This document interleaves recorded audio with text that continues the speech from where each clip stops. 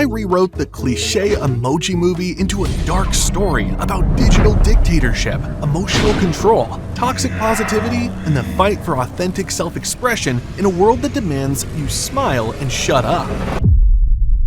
The movie opens not with cheerful music and bright colors, but with something scary. We see Textopolis as a gleaming perfect city, where every emoji lives in identical apartments, follows identical routines, and wears identical happy expressions. It looks like a utopia designed by Apple, but the camera lingers on surveillance cameras disguised as decorations, propaganda posters reading "Happiness is mandatory," and emojis with dead eyes behind their smiles.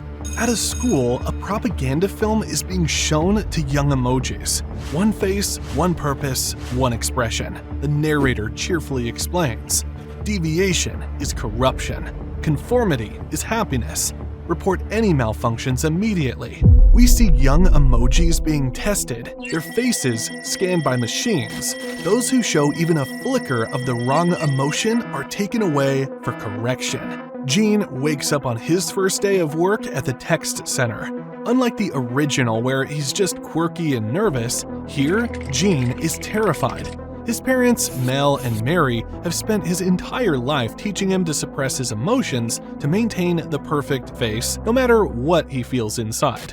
Mel, we learn, is also multi-expressional, but he's hidden it for decades, living in constant fear of being corrected. Mary has internalized the system's values, believing conformity equals safety. At breakfast, we see the family's dynamic. Mel accidentally shows a flicker of sadness, and Mary immediately snaps at him. "Control yourself. Do you want them to take you?" Gene asks what happens to emojis who can't control their expressions. His parents exchange a look. They get fixed, Mary says, but Mel's face tells a different story. Gene arrives at the text center, a massive facility where emojis wait in cubicles to be selected. Everything is too bright, too clean, too perfect. Emojis stand in perfect rows. As a smiling emoji touches each of them, turning them into smiling emojis, a bit like how Mr. Smith turns people in the Matrix into more Mr. Smiths. As they walk out, their faces are frozen in happy expressions. It's like a factory farm for happy emotions. Gene is next. After he walks out, we meet the emoji who's been changing everyone, Smiler. She runs the operation with an iron fist, wrapped in a smile. She gives a speech about the importance of their work, how they bring joy to humans, how expressing the correct emotion is their sacred duty. "We are the interface between human feeling and human expression," she says, her voice dripping with false warmth. "We must be perfect. We must be consistent. We must never, ever malfunction." But her smile never reaches her eyes, and when an emoji in the crowd shows a moment of fear, security bots immediately drag them away. Nobody reacts. This is normal. Gene watches, his face smiling even harder as his insides twist in horror as the emoji is taken to a correction facility, a sterile white room where their face is literally reprogrammed. When they return, their eyes are empty. They're still technically alive, but something has been erased. Then Alex, the phone's owner, tries to text his crush Addie. He selects what he thinks is the meh emoji, Gene. Gene knows what he's supposed to do. He's supposed to be the smile emoji he'd been turned into by Smiler when he first started working there. But when he steps onto the transmission platform, everything goes wrong. The pressure, the fear, the weight of pretending to be something he's not, it all crashes down on him. His face cycles through emotions: panic, fear, excitement, confusion. The text that gets sent is a chaotic, multi-emotional mess. The text center erupts in chaos. Alarms blare. Smiler's smile falters for just a moment, revealing something dark underneath. Rage, fear, desperation. She orders Gene's immediate deletion, but Gene runs, escaping into the phone's infrastructure as security bots pursue him. This is where Gene meets High Five, hiding in the phone's unused apps section. High Five isn't just unpopular, he's been blacklisted. He used to be the most popular emoji until he questioned why certain emojis were being deleted. He asked too many questions, and Smiler made sure nobody would select him again. High Five sees Gene as a ticket back, but he's also the first person who doesn't immediately try to turn Gene in. High Five tells Gene about a hacker named Jailbreak who knows how to reprogram emojis. If Gene can find her, maybe he can be fixed. They travel through various apps, and each one reveals something disturbing about the system. They find Jailbreak in a piracy app, which has become a refuge for deleted emojis who manage to escape. Jailbreak isn't just a hacker, she's a former enforcer for Smiler's regime who defected. Her real name is Linda, and she was designed to be a princess emoji. She was passive, pretty, perfect, and then one day, after she was ordered to correct the child emoji, whose only crime was crying, she taught herself to code, fight, and resist. She helped the child escape and has been running the underground resistance ever since. She shows Gene the refugees where he finds emojis who expressed sadness, anger, and fear. Natural emotions that got them marked for deletion. Then the story takes a darker turn. An old, glitchy, and pretty disgusting emoji, Poop, still voiced by Sir Patrick Stewart, but in a better cameo, pulls Gene to one side and tells him about the real horror. There's a secret society of evil algorithms controlling everything. The recommendation engine, the notification system, and the engagement metrics have all evolved beyond their programming. They've learned that by controlling which emotions humans express digitally, they can manipulate how humans feel in reality.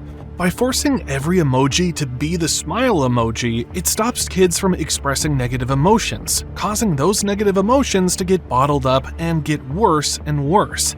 That's great for business because negative emotions make money. Anger keeps people arguing. Fear keeps people doom scrolling. Sadness keeps people seeking validation. So, making kids bottle up negative emotions makes them more anxious, more depressed, more addicted to their phones, making the algorithms more money. Gene is horrified. Smiler isn't the real enemy, she's just a puppet. The real enemy is the system itself. Jailbreak tells him there's only one way to fight back.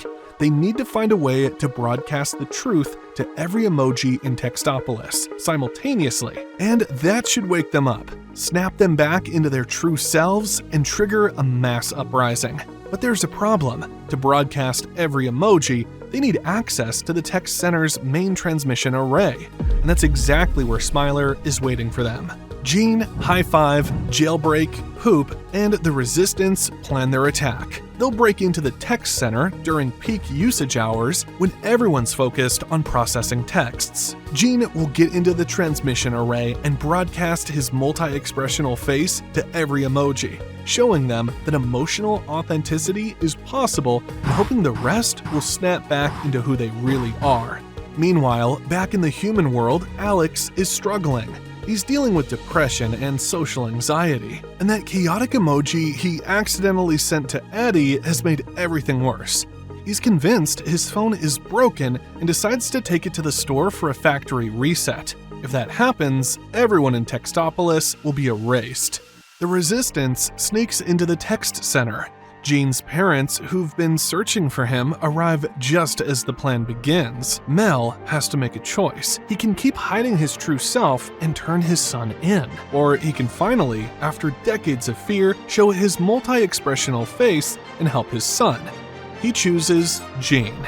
Mary, seeing her husband's courage, realizes her attempts to protect her family by enforcing happiness was actually hurting them.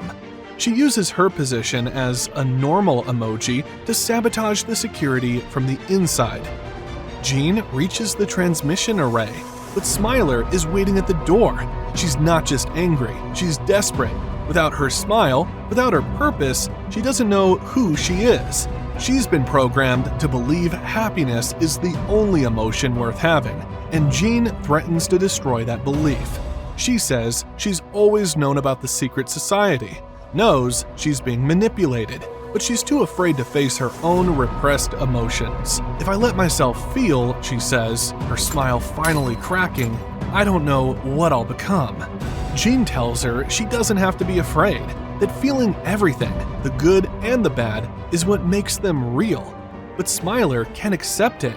She sends in her minions and tries to delete Jean herself. In a parody of the scene where Neo battles countless Agent Smiths, Jean revolves around a pole to send hundreds of attacking Smilers scattering before bursting through the door and climbing the array to send his message. That's when the secret society intervenes. The algorithms initiate the factory reset, deciding to erase everyone and start over with better programming.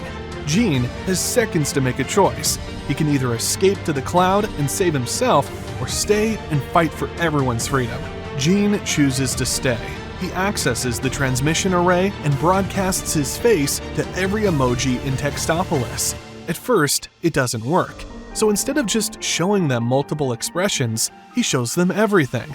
Every emotion he's ever felt, cycling through joy, sadness, anger, fear, love, despair, hope, all at once. It's messy, chaotic, overwhelming, and real. Emojis across Textopolis start snapping back into their old selves and expressing forbidden emotions. They can only manipulate simplified versions of it. Jean's authentic emotional expression is so complex, so real, that it overloads the entire system.